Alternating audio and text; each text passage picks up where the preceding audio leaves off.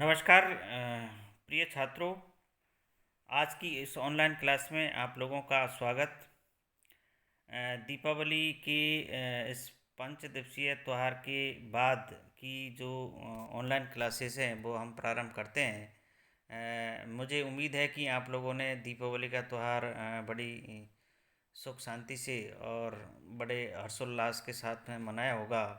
और निश्चित रूप से अब इस त्यौहार के बाद में हम अपनी पढ़ाई को पुनः गति देते हैं और इस ऑनलाइन वीडियोस के माध्यम से हम अपनी क्लासेस प्रारंभ करते हैं। आप इन वीडियोस को ध्यानपूर्वक से सुनेंगे और इन पर चिंतन मनन करेंगे। निश्चित रूप से आपको बहुत कुछ लाभ होगा। प्रिय छात्रों, इससे पूर्व कि हमने आपका जो पेपर है भारतीय जो दर्शन के नाम से जो प्रथम प्रश्न पत्र है, उस प्रथम प्रश्न पत्र में हमने आप लोगों को प्रथम जो इकाई है उसमें चारवाक दर्शन जिनके बारे में हमने विभिन्न वीडियोस के माध्यम से चर्चा की थी। आज हम यहाँ जैन दर्शन का जो संप्रदाय है, जैन दर्शन का जो सिद्धांत है, उस जैन दर्शन में हम जो टॉपिक यहाँ द्रव्य का वर्गीकरण, स्वाद्वाद, बंधन और मोक्ष, ये आपकी टॉपिक जो आपके सिलेबस में निर्धारित है उनकी चर्चा हम यहाँ पर आज से करते हैं। निश्चित रूप से आप लोग अकॉर्डिंग टू सिलेबस पढ़ेंगे। हमारा सिलेबस भी एक समयबद्ध तरीके से समय सीमा पर हम संपूर्ण या पूर्ण करने का प्रयास करते हैं।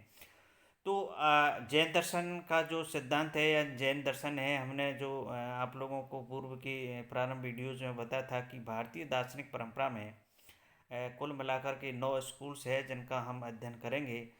उन 9 के 9 स्कूल्स के अंतर्गत इन दार्शनिक परंपरा में जो जो बिंदु, जो टॉपिक के जो आपके सिलेबस में, केवल हम उन्हीं की चर्चा इन वीडियोस के माध्यम से आप लोगों को प्रदान करेंगे। तो जैन जो दर्शन है, जैन शब्द जिन शब्द से बना है जिसका अर्थ है विजेता या जीतने वाला। यानी जैन शब्द का जो शाब्दिक अर्थ है, उस शाब्दिक अर्थ की अगर हम बात करते हैं तो जैन शब्द जिन शब्द से निर्मित होता है और जिसका अर्थ होता है जीतने वाला या विजेता। जीतने वाला या विजेता का अर्थ यहाँ कोई युद्ध जीतना नहीं है, बल्कि अपनी इंद्रियों पर विजय प्राप्त करने से मतलब है। जिसने राग द्वेष सभी रूपी शत्रुओं को जीत लिया है, भाई जिन कहलाता है। जिनों के द्वारा प्रवर्तित एवं आदेशित धर्म एवं दर्शन ही जैन दर्शन कहलाता है। तो ये जैन दर्शन की इस प्रकार से इसका शाब्दिक अर्थ है। अब इसका सत्ता संबंधी जो सिद्धांत है वो क्या है? जैन तत्वमीमांसीय बहुतत्ववादी और सापेक्षिक वस्तुवादी है, जिसे अनेकांतवाद कहते हैं। अनेकांतवाद के अनुसार विश्व में अनंत वस्तुएं हैं तथा इनमें से प्रत्येक वस्तु की अनंत धर्म है। अनंत धर्म कम वस्तु अनंत धर्मात्मेव तत्व तत्वम। इसमें ये अनंत धर्म के जो लक्षण हैं उनके बारे में यहाँ इस प्रकार से ये बात की गई है। जैन मतानुसार जिस आश्रम में धर्म रहता है वह धर्म है, और धर्मी में जो विशेषता या लक्षण पाया जाता है वह धर्म है। जैन दर्शन में धर्मी के लिए द्रव्य शब्द का प्रयोग किया गया है। प्रत्येक द्रव्य में दो प्रकार के धर्म होते हैं, स्वरूप धर्म और आगंतुक धर्म।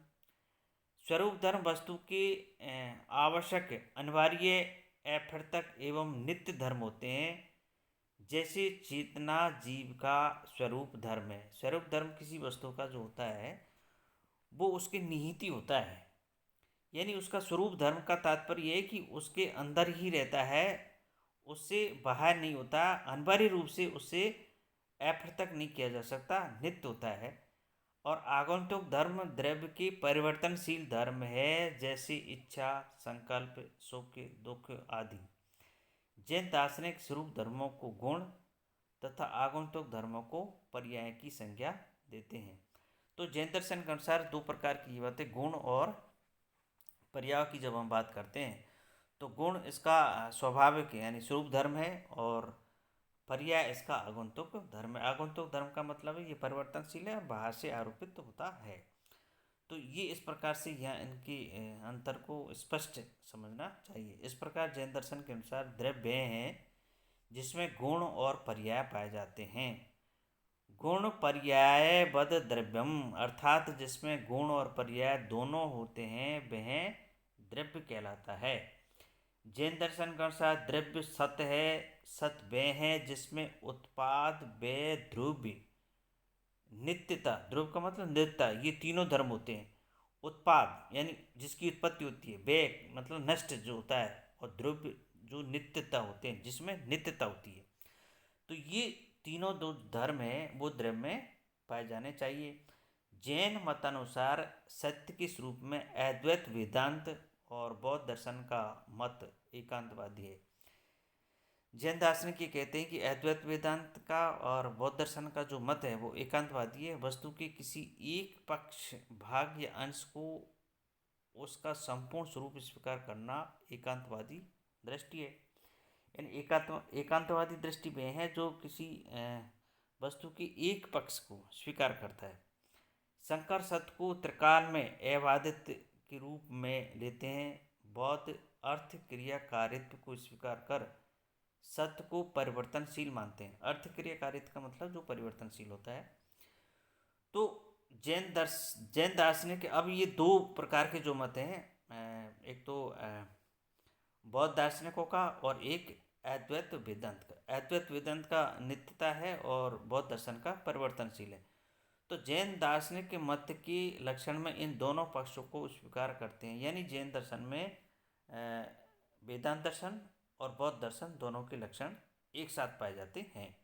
जबकि वो एक तो एकांतवादी दर्शन है और दूसरा है जो इस प्रकार से वो मतलब दोनों ही एकांतवादी दर्शन है जो एक ही पक्ष को, द्रव्य की एक एक पक्ष को लेकर के वो व्याख्या करते हैं। जबकि जैन दर्शन द्रव्य की दोनों जो पक्ष है, नित्यता और परिवर्तनशील, उनको द्रव्य के अंतर्गत मानकर व्याख्या की जाती है।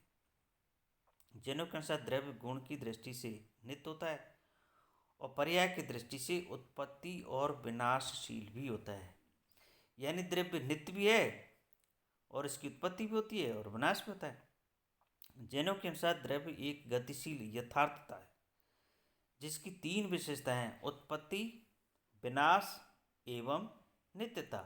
अर्थात जैन दर्शन के अनुसार द्रव्य वह है जिसकी उत्पत्ति होती है, जिसका विनाश होता है यानी जो नष्ट होता है, और जो नित्य भी होता है। इस प्रकार दृष्टि भेद से वस्तु में एकता और अनेकता, नित्यता और अनित्यता आदि रह सकते हैं।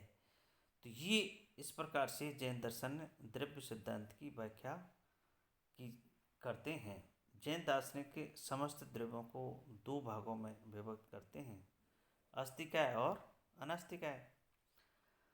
अस्तिकाय द्रव्य विस्तार युक्त द्रव्य है क्योंकि इसकी सत्ता है, और काय शरीर की भांति विस्तार युक्त है, इसलिए इसे अस्तिकाय द्रव्य भी कहते हैं। यानी अस्तिकाय द्रव्य क्या है? जिसका विस्तार होता है। यह बहु प्रदेश व्यापी द्रव्य है। अस्तिकाय द्रव्य के भी दो भेद है: जीव और अजीव। पुनः जीव के भी दो भेद है: मुक्त और बद्ध। और पुनः बद्ध जीव स्थावर यानी एकेंद्रिय, जिसकी एक इंद्रिय होती है वो स्थावर कहलाता है। और तरस पंचेंद्रियां, जिसमें मनुष्य चतुरिंद्रियां, भौरा त्रिंद्रियां, चीटी द्विंद्रियां, जिसमें दो इंद्रिय होती हैं, वो घोंगा होता है, के रूप में संसार में अवस्थित है। अजीव द्रव्य के चार भेद है: पुद्गल, आकाश, धर्म और अधर्म। इस प्रकार कुल 5 अस्तिकाय द्रव्य है। काल ही एकमात्र अनस्तिकाय द्रव्य है। तो ये अस्तिकाय जो द्रव्य है वो 5 प्रकार के माने जाते हैं, और अनस्तिकाय जो द्रव्य है वो एक ही है, और वो है काल। तो द्रव्य के उपयुक्त विभाजन का संक्षिप्त विवरण इस प्रकार किया जा सकता है। तो यहाँ पर ये हमने जैन दर्शन के द्रव्य सिद्धांत की जो व्याख्या है वो इस प्रकार से की जाती है। पुद्गल, बौद्ध दर्शन में पुद्गल शब्द आत्मा के अर्थ में प्रयुक्त हुआ है, वहीं जैन मत में भौतिक जड़ पदार्थ की संज्ञा पुद्गल है। यानी पुद्गल क्या है? पुद्गल के अनुसार जैसे बौद्ध दर्शन में पुद्गल शब्द है, तो जैन दर्शन में इस भौतिक जड़ पदार्थ को ये पुद्गल की संज्ञा देते हैं। व्युत्पत्ति की दृष्टि पुद्गल वह है जिसका संयोजन और विभाजन हो सके। पुद्गल के दो प्रकार है, अणु और संघात। पुद्गल का वह अंतिम भाग जो विभाजन से परे है अणु कहलाता है। अणु का नए निर्माण होता है और नए विकास। अणु नित्य सूक्ष्म निरपेक्ष एवं अमूर्त पदार्थ है। इन्हीं परमाणुओं से यह जगत बना है। समस्त दृश्यमान भौतिक पदार्थ इन्हीं परमाणुओं से निर्मित है। अनेक अणुओं या परमाणुओं की संघात की स्कंद से स्कंद बनता है। स्पर्श रूप गंध और वर्ण पुद्गल के गुण है। आकाश। आकाश वह है जो अस्थिकाय द्रव्यों को स्थान प्रदान करता है। आकाश का प्रत्यक्ष नहीं होता है, अपितु द्रव्यों के विस्तार की सिद्धि के लिए उसका अनुमान किया जाता है। आकाश के दो प्रकार है, लोकाकाश और अलोकाकाश। धर्म और अधर्म।